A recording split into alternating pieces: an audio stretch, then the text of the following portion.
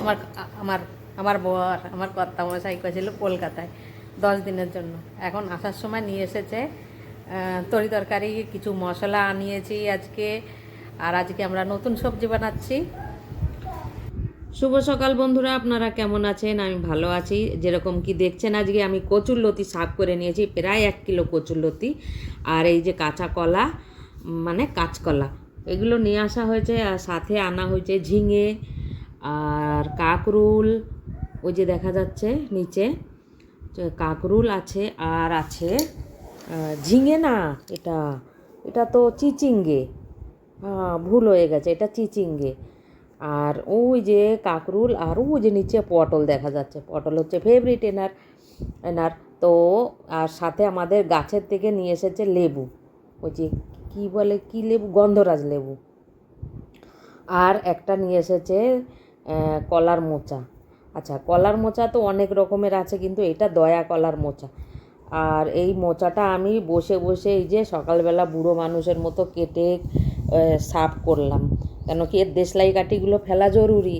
আর সাথে নিচে একটা সাদা মতো থাকে খোলস, ওটাও ফেলা জরুরি। তো এইগুলো সাফ করতেই অনেক টাইম লেগে গেল। তো বসে বসে বুড়ো মানুষের মতো আমি এই তরকারিটা কেটে সাফ করে নিলাম। আর সাথে আমি চিচিঙ্গেটা ছাড়িয়ে নিলাম, মানে ওর খোসাটা, পাতলা খোসা, চাকু দিয়ে এদিক ওদিক ঘষলে পারেই উঠে যায়। তো এইবারে আমি কলার খোসাটা, কলার মোচাটা সেদ্ধ করে নিয়েছি, মানে অল্প ভাপিয়ে নিয়েছি, নুন একটু একটু হলুদ দিয়ে। তো দেখতেই পাচ্ছেন এই যে। আর ওই পাকোড়ি বানাবো বলে বেসন আর একটু চালের গুঁড়ো নিয়ে নিচ্ছি। তো এটা দিয়ে আমি কলার যে ভিতরের মাঝের অংশটা, একদম ভিতরে কচি, ওটা চার টুকরো করে নিয়েছি, 4-5 টুকরো করে নিয়ে ওর সাথে সেদ্ধ করেছি। আর এই যে নুন হলুদ একটু চালের গুঁড়ো দিয়ে এটাকে ফেটে নেবো, ফেটে জল দিয়ে ঘুটে নেবো। ঘুটে নেওয়া ইয়া ফেটে নেওয়া একই। তো এবারে আমি এইটাকে ভালো করে, দেখতেই পাচ্ছেন, এটা যাতে ডেলা না থাকে, 2-1 সময় ডেলা পড়ে যায়, তো ওই রকম না হয়, সেই জন্য এটা আরামে অল্প অল্প জল দিয়ে বানিয়ে নিচ্ছি। আর ওদিকে আমি গ্যাসে কড়াই বসিয়ে দিয়েছি, কেন কি তেলটাও গরম হতে থাকবে। আর তাড়াতাড়ি এটা আমার ঘুটে, মানে বেসনটা ফেটিয়ে নিয়ে ভালো করে এটা পাকোড়ি বানাবো। দেখতেই পাচ্ছেন, এই দেখুন, এই যে 5 পিস করেছি, তো 5 পিসই হয়েছে, কেটেছি এইভাবেই। আমি ভাবিনি আমি এটা বানাবো, তো আজকে আচানক কী জানি কী মুড হলো, তো আমি যে এইভাবেই বানিয়ে দেখি। তো এইভাবেই আমি বানিয়ে নিলাম। এই যে 5 পিস আমি দিয়ে দিয়েছি এর মধ্যে। তো এবারে এক একটা করে এর তেলের পরে দিয়ে এটাকে ভেজে নেব। তরকারিটা তো দারুণ হয়েছিল, টেস্টি হয়েছিল, সত্যি কথা বলছি।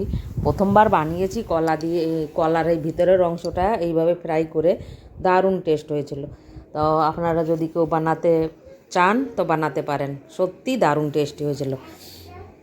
এই যে 5 পিস আমি দিয়ে দিলাম তেলের মধ্যে। এবারে একটু পরে আমি এইগুলোকে উল্টে পাল্টে ভালো করে ভেজে নেব। ভেজে নিয়ে আর নামিয়ে নেব। দেখুন কি সুন্দর ভাজা হয়ে গেছে। আর মশলাটা তৈরি করে নিয়েছি। মশলাটা আমি আগের থেকেই বলে দিচ্ছি, জিরের গুঁড়ো, ধনের গুঁড়ো, একটু আদা, আর একটু কুমড়োর বিচি, যেটাকে পামকিন সিড বলে, ওই কাজু বাদাম ছিল না বলে ওইটাই দিয়েছি, দিয়ে পেস্ট করে নিয়েছি। আর লঙ্কার গুঁড়ো ওই সাথেই দিয়ে দিয়েছিলাম, মানে একসাথে গুঁড়োগুলোই আদার সাথে দিয়ে আবার পেস্ট করে নিয়েছি, এই হয়েছে। আর পেস্ট করে নিয়ে আমি এক সাইডে রেখে দিয়েছি। আর এর মধ্যে এইগুলো ভাজা হয়ে গেছে পকোড়াগুলো, আর তেল অনেকটা রয়েছে, তেলটা কমিয়ে নেবো।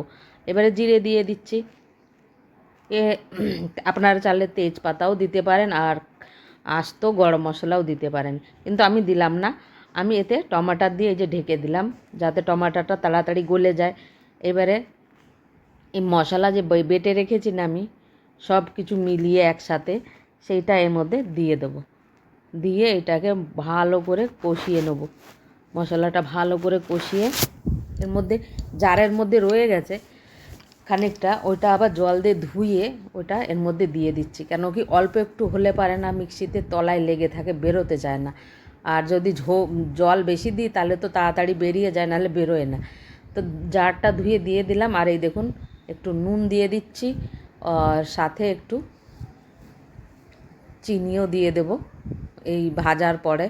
এই মশলাটা একটু ভাজা হয়ে গেলে একটু চিনিও দিয়ে দেবো। এই দেখুন ভাজা হয়ে গেছে মশলাটা, তেল দেখা যাচ্ছে। এবার চিনি দিয়েছি, চিনি দিয়ে এটাকে একটু ভালো করে আর একটু ভেজে নেব।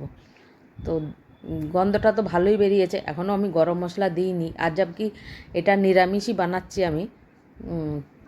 তো সত্যি বলছি, প্রথমবার বানিয়েছে, দারুণ টেস্ট হয়েছিল, সবাই খেয়েছে একদম চেটে পুটে বললেই চলে। আর এই দেখুন ভাজা হয়ে গেছে মশলাটা। এবার আমি ভাজা পকোড়াগুলো দিয়ে দেবো মোচার। তো এইগুলো দিয়ে একটু কষিয়ে নিই, অল্প একটু জল দেবো, যাতে যতটুকু আমাদের দরকার গ্রেভির সেতটুকুই আমি জল দেবো, বেশি দেবো না। কেউ চাইলে পারে বেশি করেও দিতে পারে। আর এই দেখুন মশলাটা কষা হয়ে গেছে ওই পকোড়া দিয়ে। এবারে আমি জল দিয়ে দেবো এতে, আন্দাজ মতোই দেবো যতটুকু দরকার। এই দেখুন কালারটাও দেখছেন কি সুন্দর হয়েছে। তো এবারে একটু ফুটে উঠলে পারে তারপরে আমি দেবো গরম মশলা। তো এই যে ফুটে উঠেছে, এবারে আমি দেবো গরম মশলা। কেউ কম দেয়, কেউ বেশি দেয়। আমি কম এই জন্য দিচ্ছি, আমি এটা বানিয়েছি ঘরে। বাজারেরটা মিলাওয়াট থাকে, আমি ঘরে বানিয়েছি, ওই জন্য এটা একদম পারফেক্ট। অল্প একটু খুব খুব গন্ধ বেরোয়, তো দারুণ সেন্ট বেরোচ্ছে এবারে। আর আমাদের তরকারি হয়ে গেছে। 1 চামচ ঘি উপর দিয়ে দিয়ে দিলাম, আর এবারে নামিয়ে নেবো। আর এই দেখুন নামিয়ে নিয়েছি, কি সুন্দর দেখা যাচ্ছে প্লেটে, দারুণ হয়েছে। আজকের এই রেসিপিটা যদি আপনাদের কাছে ভালো লেগে থাকে, প্লিজ লাইক শেয়ার ও সাবস্ক্রাইব অবশ্যই করবেন। আর আজকে বানানো হয়েছে ডাল আমার নাতনির জন্যে, আর এই যে শসা, লেবু, আর এই যে চিচিঙ্গে ভাজা, আর এই হচ্ছে তরকারি, আর এই হচ্ছে আমের টক। আর এইটা হচ্ছে কলার ফুল, যেগুলো ছিল না সেদ্ধ করেছিলাম সাইডে, ফিঙ্গারের মতো যেটা, ওইটা দিয়ে আমি